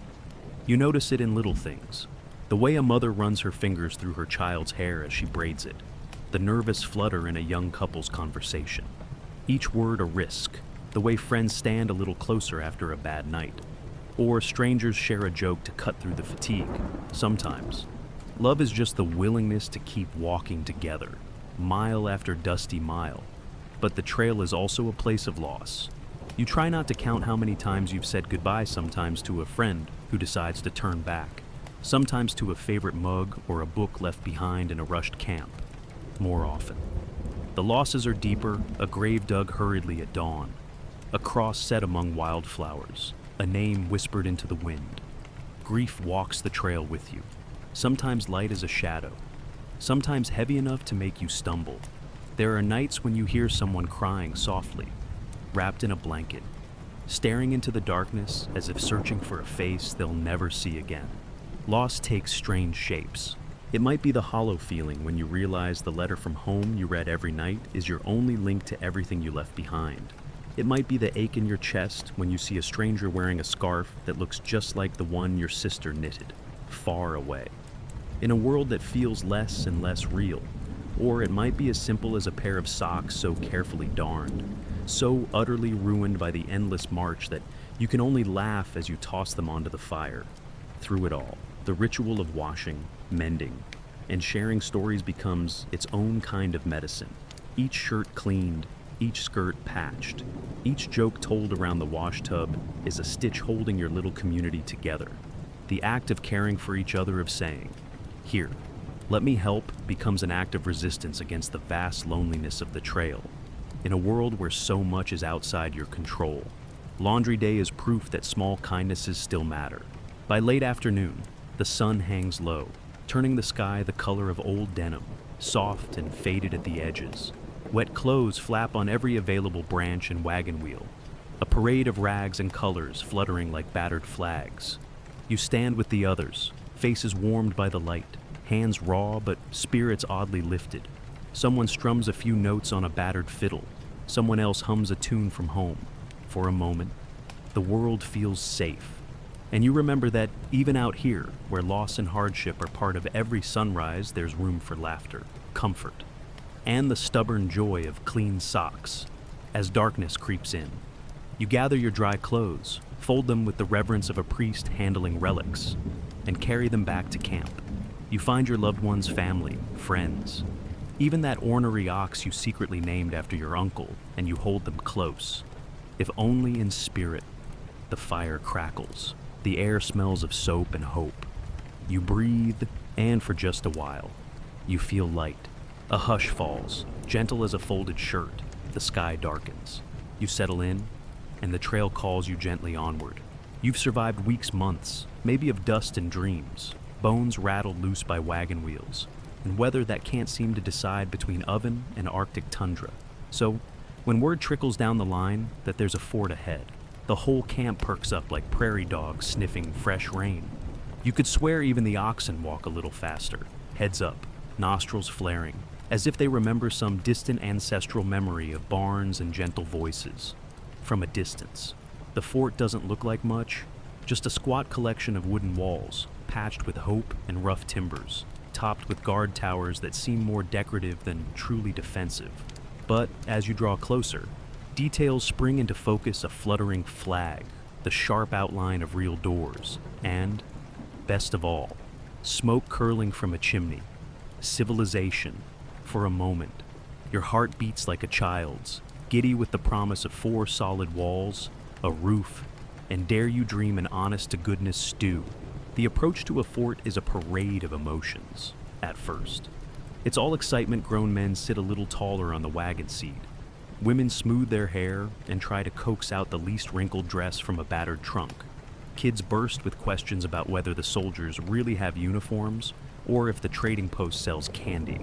Then comes a wary caution. You've heard stories, after all, about prices that would make a city banker blush and gossipy residents who can size you up faster than your mother-in-law at Thanksgiving. But nothing dims the joy of rolling through the open gates. The sound alone is a wonder: a creak of hinges, the thud of wagon wheels on packed dirt, voices calling out greetings or instructions. You breathe deep, and the air is different here, layered with wood smoke, a whiff of horse, and the unmissable perfume of something actually cooking that doesn't involve burning beans or regret. Your stomach growls so loud the nearest soldier grins. Inside, everything feels at once chaotic and comfortingly ordered. Soldiers drilling in the yard, traders hawking their wares with practiced shouts, a pack of children weaving around barrels, and dogs like it's the county fair. The fort is a crossroads, a place where news, supplies, and all the dreams of the West seem to collide in a cloud of dust and hope. Your first stop is always the trading post, where every item feels like a little miracle. Real coffee beans, needles that aren't bent like question marks, maybe even a jar of pickles, floating in brine so green and mysterious, you wonder if they're magical. The prices, of course, are wild. A sack of flour might cost the family silver. And don't even ask about sugar unless you want to faint on the spot. But for a few coins. You treat yourself to something ridiculous, a peppermint stick for the kids, a square of chocolate, or maybe a new tin cup that you swear makes water taste better. But the real luxury, the thing you'll remember long after Oregon, is the sheer miracle of 4 solid walls for one glorious night. You might get to sleep in a bunk, nothing but rough boards and a blanket, but it's inside, no dew settling in your bones, no wind poking through every gap in the wagon canvas, no midnight stampedes or the distant prowl of coyote song, just the safe, blessed solidity of shelter. You listen to the wind batter the shutters and grin, feeling like royalty. Even the hard bed feels soft after so many nights on the ground. If you're lucky, you get invited to the common room for supper. Imagine a bowl of stew thick, hot, loaded with mystery meat and root vegetables, with actual seasoning, bread that is soft enough to break without a hatchet, maybe even a mug of something sweet and sharp, passed around the table with the kind of generosity that only travelers understand. The talk is lively, news from the east and the west colliding, stories told big and bold. You hear tales of blizzards and bison, of traders who vanished into the mountains, and those who came back with pockets full of gold dust and wild eyes. There's laughter too deep and honest, the kind that shakes the weariness loose. For one night, you're not pioneers, you're just people, sharing food, warmth. And the oldest comfort there is the company of others. Someone pulls out a fiddle, and before long, there's dancing, stomping, singing so bad it loops right around to charming. Children fall asleep in corners, dogs snore underfoot, and you let yourself be wrapped in the rarest thing on the trail: safety. Of course, not everything inside a fort is perfect. The walls may be sturdy, but gossip moves faster than a prairie fire. You hear whispers of cholera outbreaks, warnings about broken bridges up ahead, rumors of trouble with native peoples or outlaw gangs. Sometimes, the fort's commandant is more tyrant than host, and you'll pay dearly for every privilege. But even so, you'd trade half your hardtack for one more night of not worrying whether rain will turn your boots to soup. Morning comes too soon. The fort wakes early, a beehive of activity. Wagons are checked, oxen watered, last-minute trades haggled over with the kind of fervor usually reserved for gold mines and wedding proposals. You repack your supplies, new treasures tucked carefully away, and try not to sigh when you see the state of your purse. As you roll out, you turn back for a last look, the walls bathed in early light, the flag snapping, smoke rising in promise. You know the road will be hard again. The next storm, the next crossing, the next endless stretch of grass and dust waits for you. But for now, you carry a piece of the fort's comfort with you: a taste of stew, a scrap of laughter, the memory of a door that closed and kept the world at bay. You roll on, the trail opening before you once more. The world is wild, but you are ready. A hush, a creak of memory. You breathe and move west into the day. If the prairie was an endless lesson in patience, the Blue Mountains are where you discover your true threshold for misery, and maybe, if you're lucky, a sliver of awe. You've come hundreds, maybe thousands, of bone-jarring miles, survived rivers, snakes, storms, and more than one family argument over who gets the last biscuit. You thought you knew hard. Then you hit the first foothills, and suddenly the land tilts, the trees close in, and every step upward feels like a private joke at your expense. They call them the Blue Mountains for a reason. At dawn, their silhouette is a smoky watercolor, deep indigo fading into pale sky, peaks rising like ancient teeth above the world you've left behind. The air up here is different, sharper, crisper, scented with pine and mystery. For a moment, standing at the base, you almost forget the aches in your bones. Then you start the climb, and the romance is over. Imagine pulling a heavy wagon once your pride, now a rolling collection of regrets up a trail so steep it feels more vertical than horizontal. The wheels slip, the oxen huff, your own legs scream with every step. The road is narrow, rutted, and cluttered with rocks and the scattered leftovers of previous, less fortunate travelers. Every turn reveals a new surprise, a muddy gulch, a fallen tree, a slope so slick you half expect to see someone skiing down on a trunk lid. You swear the mountains move at night, growing steeper while you're not looking. The forest closes in tall, old pines stretching skyward, needles whispering secrets to the wind. Sunlight filters down in golden shards, dappling the ground with shifting patterns. The air is alive with the sound of crows, the occasional snap of a twig underfoot, and the steady, exhausted grunts of your own breathing. Sometimes you catch a glimpse of deer darting between the trees, a red fox slinking by, or, if your luck is truly rotten, a bare paw print in the mud. Every shadow feels a little bit like a warning. Spirits flag, tempers flare. It's hard to maintain the optimistic tone of we're almost there when every step forward feels like 5 steps back. Children whine, adults curse under their breath, and even the oxen look ready to unionize for better working conditions. Your boots, once solid, are now little more than hope held together by string and stubbornness. Every muscle aches, every thought is a complaint with legs. You learn to measure progress in inches, not miles. The great adventure becomes an exercise in persistence, 10 more steps, just up to that next stump, just past that outcrop, just one more breath. Rest stops are no longer leisurely picnics, but desperate collapses onto a patch of mossy ground. Arms flung wide, lungs gulping the cool, resin-scented air. The food tastes of wood smoke and fatigue. The water is icy, clear, a shock to your tongue and your tired heart. Yet, even in the misery, there is magic. One evening, the clouds part and you see the mountains aglow in the last rays of sun, blue and gold. Fierce and silent, someone points, and you all stand there, shivering and silent. A ragged band of survivors watching the world go purple and then black. The stars return, sharp and cold above the dark slopes. For a moment, your burdens feel lighter, your spirit a little less battered.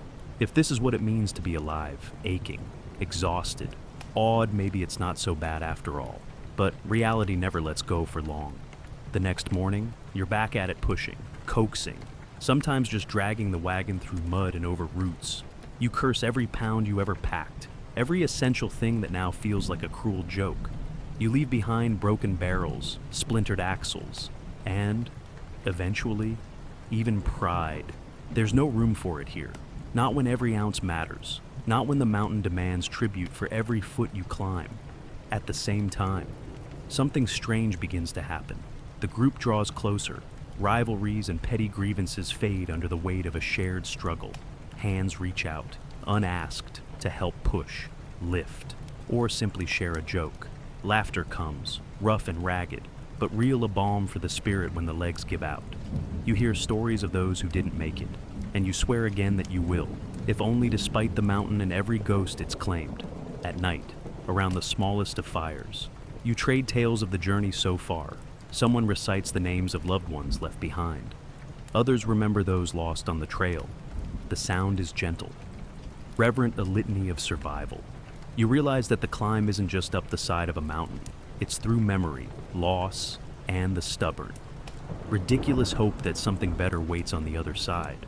Occasionally, you cross paths with other travelers, some on their last legs, some fresh from a fort, all with that look of wild fatigue and fragile hope.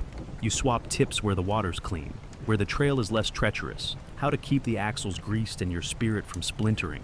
A joke here, a cup of coffee there, and the world feels just a little less hostile.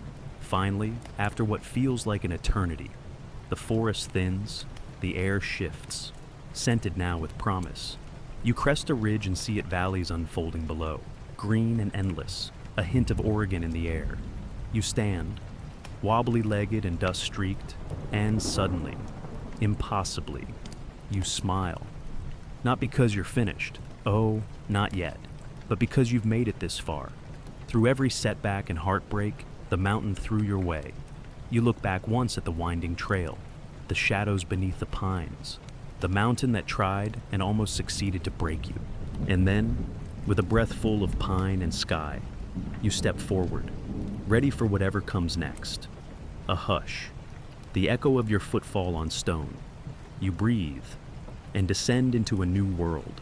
At last, after miles that felt infinite, after every bruise and blister, heartbreak and hope, you see at the end of the trail, or at least the place where the map turns from guesswork to wild promise. Oregon. Not a line in a diary or a rumor told over cold beans, but a horizon of green and gold, of wild rivers and grass so lush your worn-out boots almost weep with relief.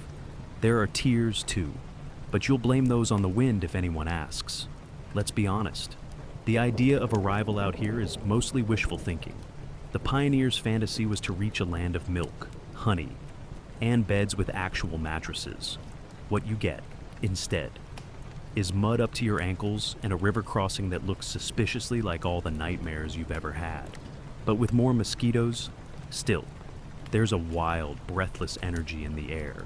You find yourself walking faster, hearts racing, as if by sheer will you can drag the whole battered wagon and everyone in it over the finish line. Your clothes are a patchwork of history, a sleeve from Independence, a patched knee from Fort Laramie, a shirt that's been mended so often it's mostly thread and stubbornness. Your boots are 2 shades darker than when you started, and every toe has a story. You smell of wood smoke, pine sap, bacon grease, and victory. And, to be fair, a little defeat too. If you had a mirror, you might not recognize yourself. But in the eyes of your friends and family, equally wild-eyed and ragged, you see the same mix of exhaustion and wild hope. The first thing you notice is the sound. Birds, so many birds, and the rush of water, busy and bright, alive in a way the prairie only hinted at.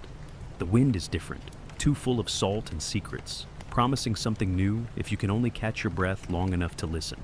You run your hand over the wet grass, lush and cold, as if the earth itself is welcoming you home. Somewhere in the distance, smoke rises from another wagon train's fire, a signal that you're not the first and won't be the last to stagger, in half broken but whole. Arriving isn't one big moment. It's dozens of little ones strung together rolling down the last ridge, watching the sun burn through morning mist, hearing someone ahead shout, "We made it," and realizing, with a shock, that they mean you, too. You look around, not quite believing. Someone drops to their knees and presses a palm into the earth, as if to anchor themselves to this new place. Children run wild, chasing each other through waist-high grass. Too giddy for words, even the oxen perk up, tasting clover as if it's a miracle. There's relief. Yes, there's also confusion. What now? The trail kept you moving, gave you purpose. Now, the future is a blank page, waiting for you to fill it. You set to work again, raising tents, mending axles, cooking the last of the bacon. You shake hands with neighbors, swap stories, and try to remember how to trust the ground beneath your feet. Some folks stake claims right away, hammering in posts with all the confidence of people who believe in fresh starts. Others wander in a daze, lost in the sudden stillness. The losses catch up to you here, too. You count the wagons that didn't make it, the faces missing from the circle, the laughter that's just a little quieter. You set up a small memorial, maybe a pile of stones, maybe a cross where the prairie gives way to the forest.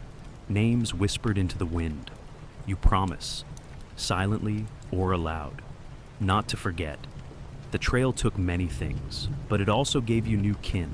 Friends you'd never have chosen, but now couldn't do without. Every day brings a new challenge.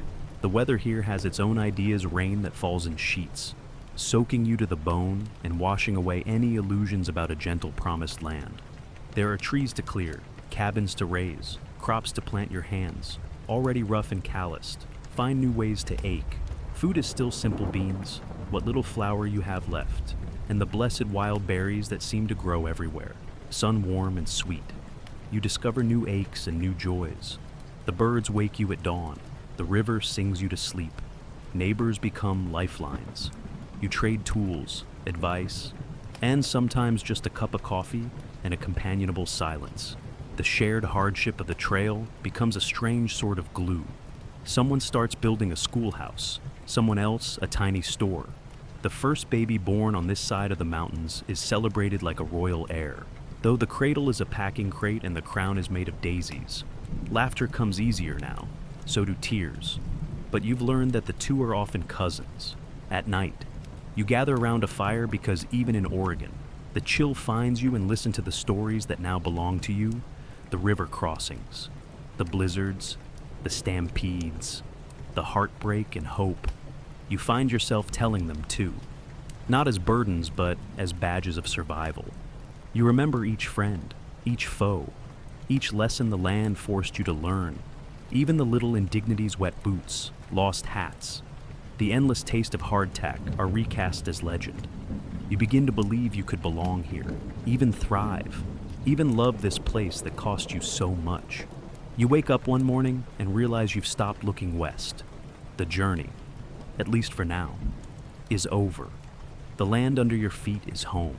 Even if your house is more holes than walls and your garden is just hopeful scratches in the dirt, the earth smells rich.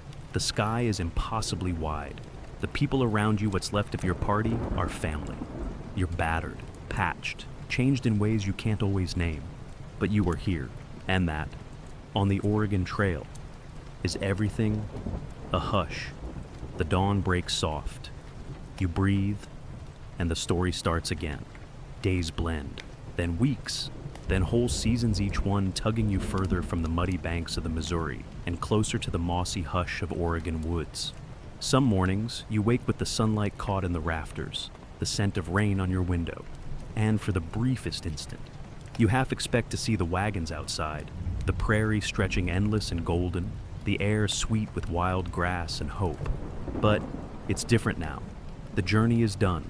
The land is yours, or, more honestly, you belong to it, and everything that came before seems like a half-remembered story told in another language.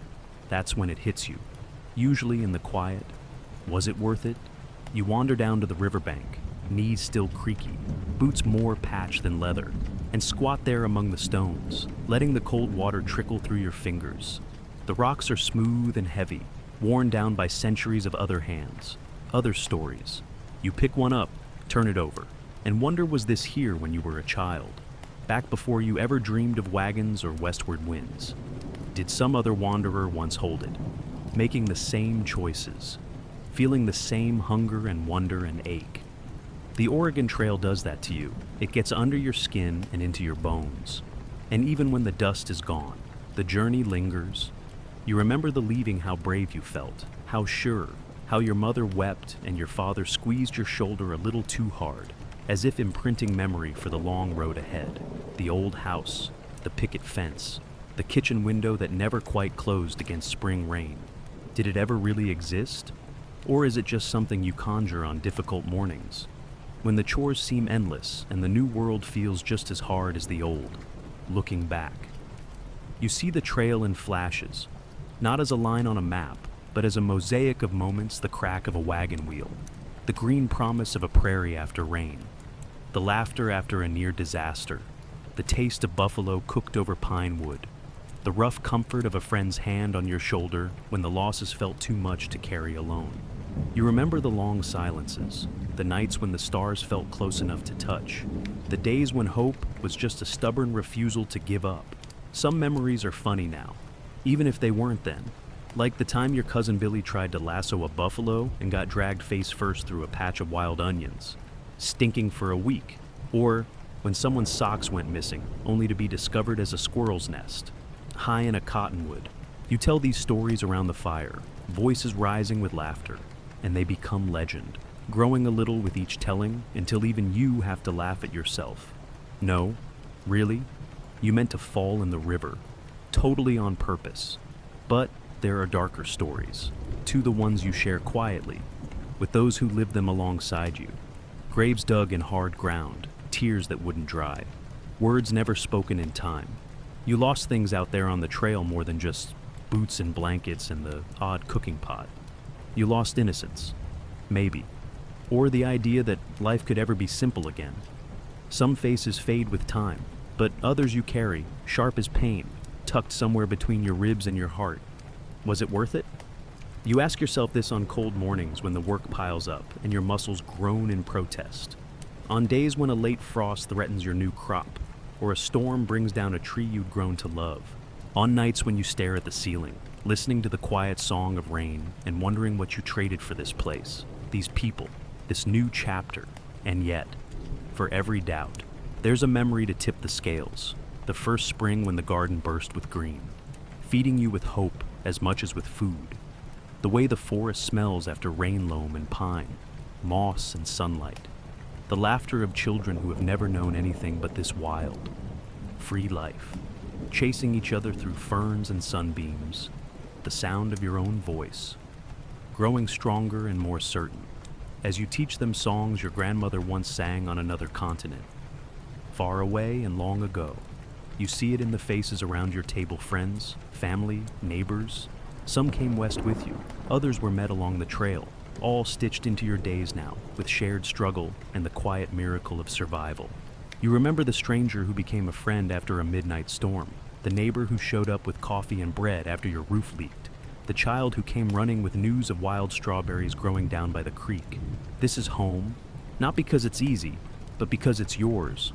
Maybe you were never meant for a simple life. Maybe none of us are. Maybe the worth of a journey isn't measured in what you leave behind, but in what you learn to love along the way, even the hard parts, the muddy days, the losses you carry forward as seeds for something new. You wouldn't have chosen every part of the trail, but you wouldn't trade what it taught you now for all the soft comforts of the world you left behind. So, you stand, river stones cold in your palm, and let them drop one by one back into the water. Each one is a memory, a friend, a day, a lesson, a laugh.